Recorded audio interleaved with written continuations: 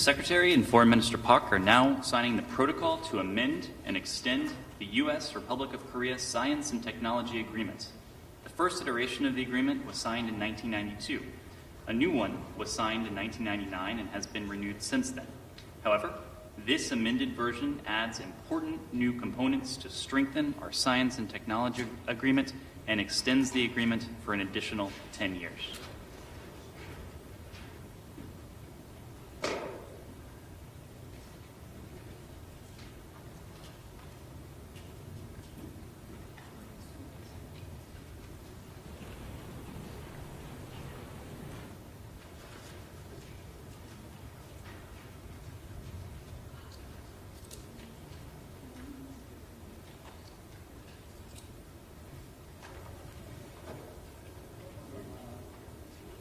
Thank you.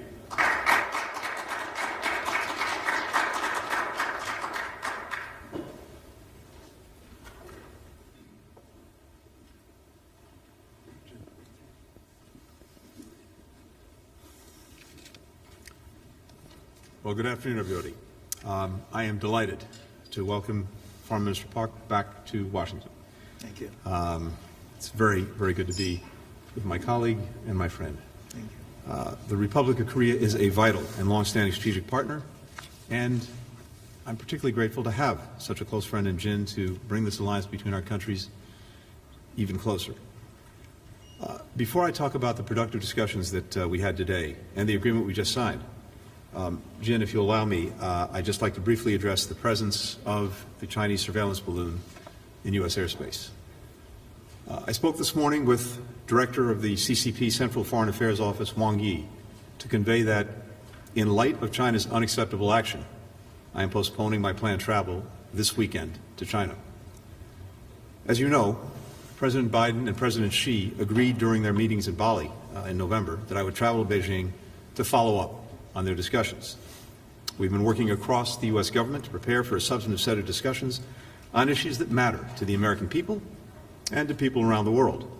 And we've been engaging for some time with our counterparts in Beijing to prepare for these meetings. Yesterday, the Department of Defense announced that we had detected and were tracking a high-altitude surveillance balloon that remains over the continental United States. We continue to track and monitor the balloon closely. We're confident this is a Chinese surveillance balloon. Once we detected the balloon, the U.S. government acted immediately to protect against the collection of sensitive information. We communicated with the PRC government directly through multiple channels about this issue. Members of my team consulted with our partners in other agencies and in Congress. We also engaged our close allies and partners to inform them of the presence of the surveillance balloon in our airspace. We concluded that conditions were not conducive for a constructive visit at this time.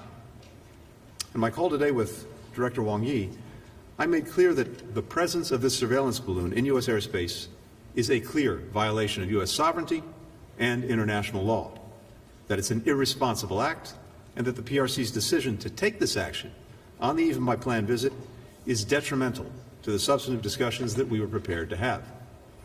I told Director Wang that the United States remains committed to diplomatic engagement with China and that I plan to visit Beijing when conditions allow. In the meantime, the United States will continue to maintain open lines of communication with China, including to address this ongoing incident. Indeed, that's why we need direct and regular communications in the first place, and that's why it's critical that such lines remain open at all times to help avoid miscalculation and conflict. One final but important note. The world expects the United States and China to manage our relationship responsibly. And indeed, addressing many of today's global challenges, challenges that affect the lives of our people and people around the world, demands that we find a way to work together as well. The United States will continue to act in a way that reflects that responsibility. We look to our PRC counterparts to do the same. Now, the Foreign Minister and I just signed an important agreement that will guide our country's cooperation on science and technology in the years ahead. The agreement builds on one that we signed in 1992, which helped foster 3 decades of consequential collaboration. Our universities conducted joint research on cancer and climate change. Our governments have worked together to reduce air pollution, to promote research and development on semiconductors, which power modern technologies from cars to smartphones. Our businesses have partnered on life-saving vaccines and treatments, like the collaboration between the U.S. pharmaceutical company Moderna and South Korean biotechnology company Samsung Biologics to manufacture a safe and effective COVID vaccine for the region. Today's agreement, will expand the scope of that cooperation, both in areas that we've long worked together on, like space, but also in emerging fields like biotechnology, quantum, artificial intelligence. Scientific cooperation is just one of many areas where our nations are working together to the benefit of our populations. Another is our shared security, an area where we have enduring ties as our troops continue to train and conduct joint exercises side by side. As President Biden has said, our alliance is the linchpin of peace, stability, and prosperity in the region, and is poised to grow stronger still with the launch of the Republic of Korea's new Indo-Pacific strategy this past December, which reflects our own shared interests and shared approaches to the region's most pressing challenges. Today, we reaffirmed our commitment to improving our allied defense against common threats, as well as our commitment to defending the Republic of Korea using the full range of U.S. capabilities, including nuclear, conventional, and missile defense capabilities. Earlier this week, Secretary of Defense Austin met with President Yoon, as well as Defense Minister Lee, in Seoul to boost our deterrence planning, including through even deeper information sharing on North Korean nuclear threats. We remain committed to the complete denuclearization of the Korean Peninsula. The Foreign Minister and I also discussed the importance of maintaining peace and stability in the Taiwan Strait. We're increasing our trilateral security cooperation with Japan, which puts us on stronger footing to address shared security threats, including the DPRK's unlawful and reckless missile launches. We held a series of joint ballistic missile defense and anti-submarine warfare exercises this past fall. We're also deepening our trilateral collaboration on other security challenges, as well as on helping Pacific Island countries adapt to the growing impacts of climate change. We're working with other countries to advance joint priorities, like boosting inclusive economic prosperity through the Indo-Pacific and beyond, including through the Indo-Pacific Framework for Prosperity and the Mineral Security Partnership. Of course, our partnership extends well beyond the Indo-Pacific. Since President Putin launched his brutal and unprovoked war in Ukraine, our countries have stood together, along with other allies and partners, to impose unprecedented sanctions and export controls designed to deprive Russia's war machine of resources, as well as to support the people of Ukraine as they defend their country. Here, too, we're working in concert with broad coalitions. Earlier this week, NATO Secretary General Stoltenberg traveled to the Republic of Korea and Japan as part of his regular engagement with NATO's Asia-Pacific partners, demonstrating the growing synergy between our Atlantic and Pacific alliances. We applaud, too, the Republic of Korea's $100 million in humanitarian assistance to Ukraine, aid that has brought vaccines to children, emergency medical supplies to families, power generators to communities, to replace the ones Russia has deliberately bombed as it tries to deprive Ukrainian civilians of heat, light, and water. This October, we'll celebrate the 70th anniversary of the U.S.-ROK alliance. At the treaty signing 70 years ago, South Korea's Foreign Minister Yoon remarked that he was sure, and I quote, "this written bond of solidarity would bring joy and encouragement to all friends of freedom." Secretary of State Dulles said that the alliance was, and I quote, "firmly dedicated to peace." For the past 7 decades, our alliance has indeed sustained peace. And with the progress that we've made today, I'm confident that we've taken another step toward a more secure and prosperous future to the benefit of the people of our countries, of the Indo-Pacific, and of the world. And with that, Jin, over to you. Well, thank you, Tony, for your warm remarks and for welcoming me back to Washington. I would also like to thank your superb team for arranging today's meeting.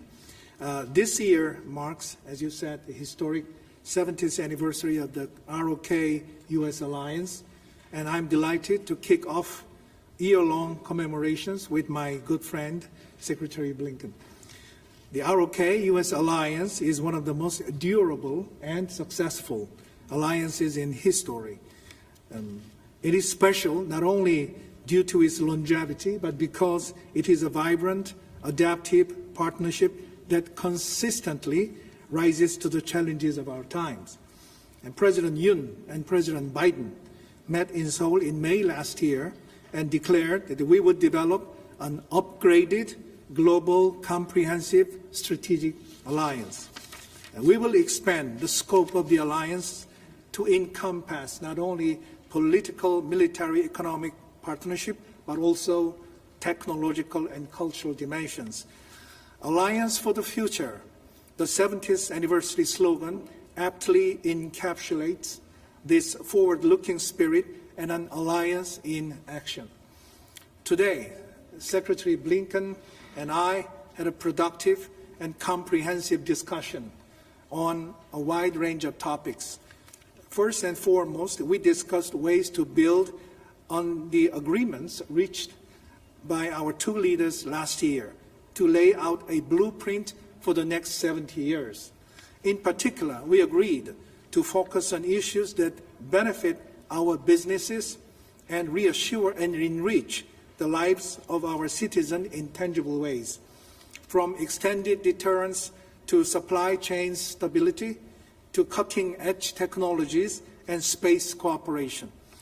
Our two governments will continue to enhance strategic communication at all levels across these critical areas. Secretary Blinken and I also reaffirmed our unwavering determination to denuclearize North Korea.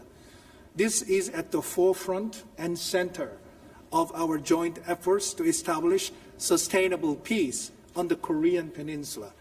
Peace without denuclearization is fake peace. North Korea's nuclear and missile programs are a direct and serious threat to not only Korea, but also international peace and security. They undermine the very foundation of the global non-proliferation regime. The ROK and the U.S. will continue our watertight coordination to achieve genuine peace on the Korean Peninsula. We are committed to strengthening extended deterrence while maintaining a robust combined defense posture. Any provocations by North Korea will be met with a firm and united response. The Secretary and I also agreed to strengthen efforts to close loopholes and fully implement UN Security Council resolutions, as well as to cut off Pyongyang's unlawful revenue streams. Countering